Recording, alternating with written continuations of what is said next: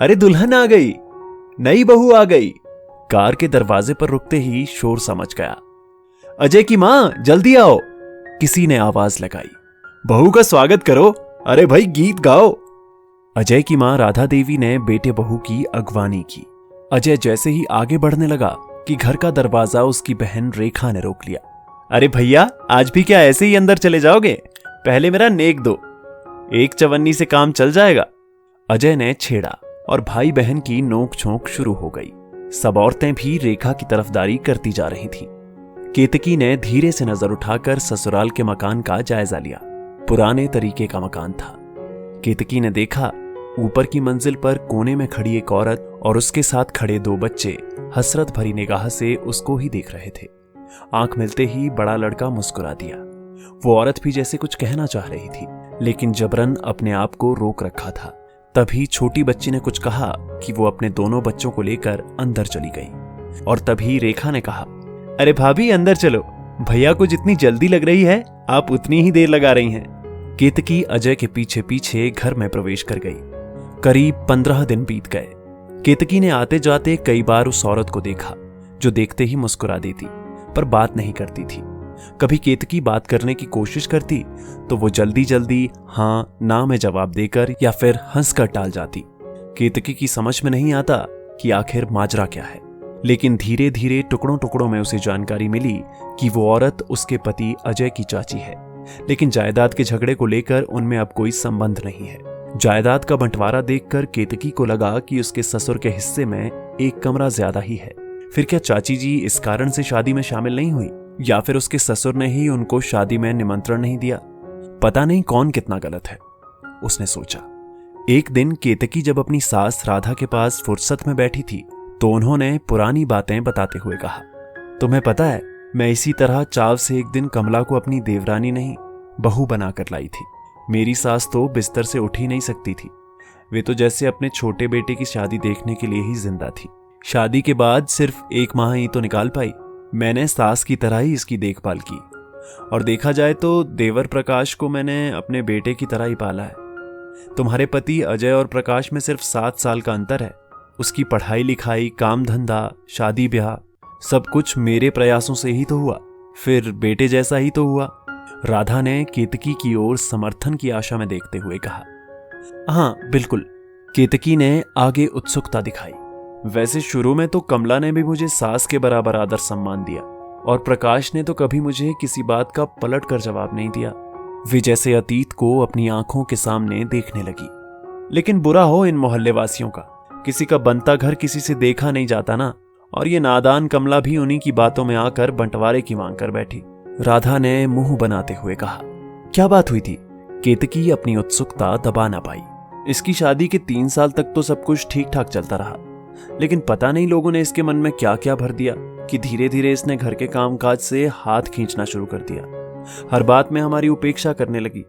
फिर एक दिन प्रकाश ने तुम्हारे ससुर से कहा, भैया मैं सोचता हूं कि अब माँ और पिताजी तो रहे नहीं, हमें मकान का बंटवारा कर लेना चाहिए, जिससे हम अपनी जरूरत के मुताबिक रद्दोबदल करवाना चाहें तो करवा कर अपने तरीके से रह सकें। ये आज तुझे क्या सूझी? तुझे कोई कमी है क्या? प्रकाश को ऊपर से नीचे देखते हुए तुम्हारे ससुर ने कहा। नहीं, ये बात नहीं है, लेकिन बंटवारा आज नहीं तो कल तो होगा ही, होता आया है। अभी कर लेंगे तो आप भी निश्चिंत होकर अजय विजय के लिए कमरे तैयार करवा पाएंगे। मैं अपना गोदाम और दफ्तर यहीं बनवाना चाहता हूँ, इसलिए यदि ढंग से हिस्सा हो जाए तो। अच्छा, शायद तू अजय और विजय को अपने से अलग मानता है, लेकिन मैं तो नहीं मानता। मैं तो तुम तीनों का बराबर बंटवारा करूंगा, और वो भी अभी नहीं। ये आप अन्याय कर रहे हैं भैया। प्रकाश की आंखें भर आई और वो वहां से चला गया। बाद में काफी देर तक उनके कमरे से जोर जोर से बहस की आवाजें आती रहीं। खैर, कुछ दिन बीते और फिर से वही बात। अब बात बात में कमला कुछ भी कह देती, कामकाज में भी बराबरी करती। घर में तनाव रहने लगा। बात मर्दों की बैठक से निकलकर औरतों में आ गई। घर में चैन से खाना पीना मुश्किल होने लगा तो मोहल्ले और रिश्ते के 5 बुजुर्गों को बिठा के हमने फैसला करवाने की सोची। प्रकाश कहता है कि मुझे आधा हिस्सा दे दो। हम कहते थे कि हमने तुम्हें बेटे की तरह पाला है, तुम्हारी पढ़ाई लिखाई शादी ब्याह सभी हमने किया है, हम 3 हिस्से करेंगे। लेकिन जब बंटवारा हो गया तो अब इस तरह से संबंध ना रखने का क्या तुक है? केतकी ने पूछ ही लिया। रोज रोज की किटकिट से मन खट्टा हो गया हमारा। इसलिए जब बंटवारा हो गया तो हमने तय कर लिया कि उनसे किसी तरह का संबंध नहीं रखेंगे। राधा ने बात साफ करते हुए कहा। लेकिन शादी ब्याह जन्म मृत्यु में आना जाना भी? अब ये तो उनकी मर्जी।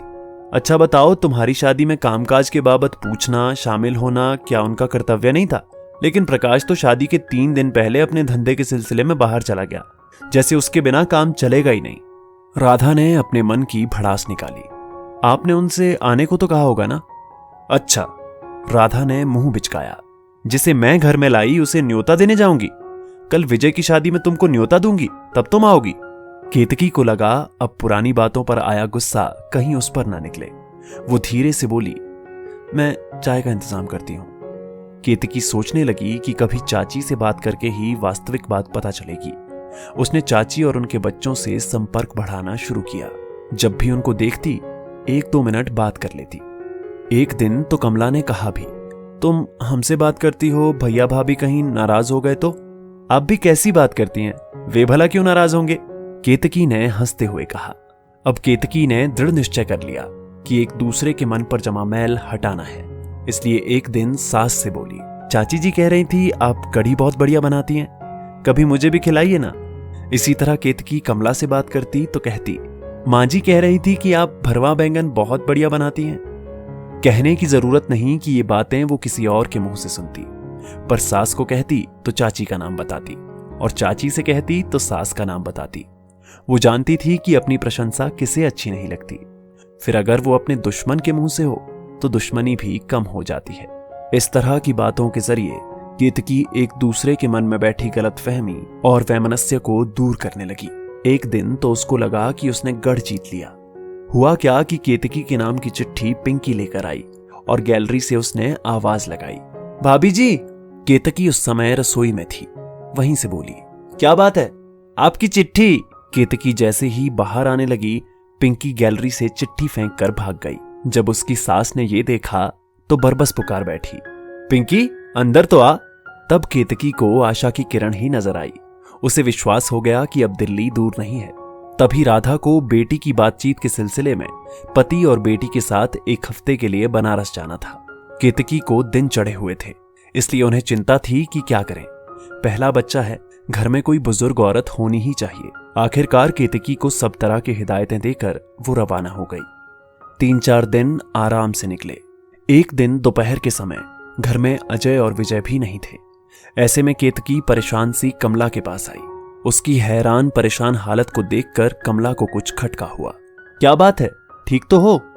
पता नहीं, बड़ी बेचैनी हो रही है, सिर घूम रहा है।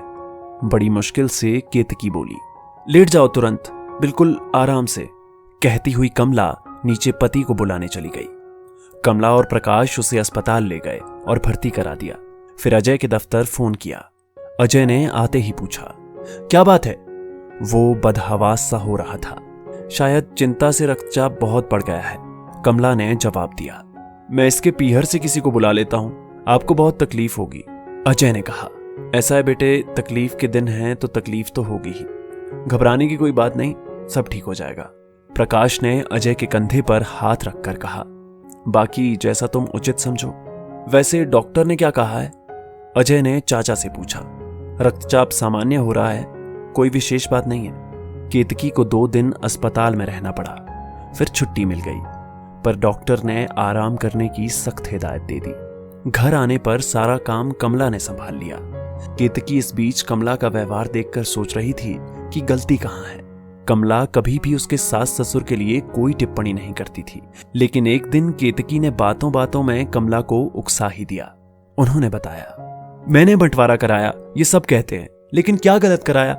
माना वे उम्र में मेरे सास ससुर के बराबर हैं, इनको पढ़ाया लिखाया भी, लेकिन सास ससुर तो नहीं है ना। यदि ऐसा ही होता तो क्या तुम्हारी शादी में हम इतने बेगाने समझे जाते? फिर यदि मैं लड़ाकी ही होती तो क्या बंटवारे के समय लड़ती नहीं? सब यही कहते हैं कि मैंने तनाव पैदा किया, पर मैंने ये तो नहीं कहा कि संबंध ही तोड़ दो, एक दूसरे के दुश्मन ही बन जाओ। अपने अपने परिवार में हम आराम से रहें, एक दूसरे के काम आए। लेकिन भैया भाभी तो उस दिन के बाद आज तक हमसे क्या, इन बच्चों से भी नहीं बोले। यदि वे किसी बात पर अजय से नाराज हो जाएं, तो क्या विजय की शादी में तुम्हें नहीं बुलाएंगे? ऐसे बेगानों जैसा व्यवहार करेंगे क्या?